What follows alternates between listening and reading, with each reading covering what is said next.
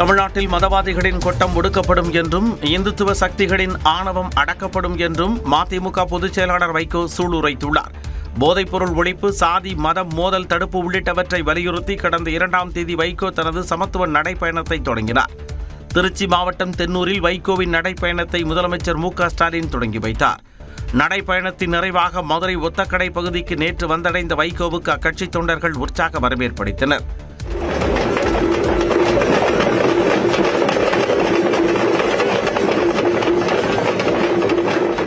தொடர்ந்து மதுரை ஓபுளா படித்துறையில் நடைபெற்ற பொதுக்கூட்டத்தில் உரையாற்றிய வைகோ தமிழ் நிலத்தில் சாதி மதம் மோதல் கூடாது என வலியுறுத்தினார்.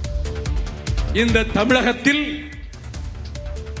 மதவாதிகளினுடைய கொட்டம் ஒடுக்கப்படும், இந்துத்துவ சக்திகளினுடைய அக்கிரம ஆதிக்கம் தகர்க்கப்படும்.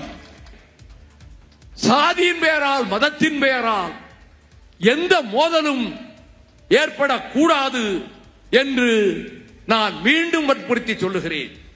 நடைப்பயணத்தை வெற்றிகரமாக நிறைவு செய்ததை எண்ணி மகிழ்ந்த வைகோ இனி தனக்கு என்ன நடந்தாலும் கவலை இல்லை என்று உணர்ச்சி பொங்க கூறினார்.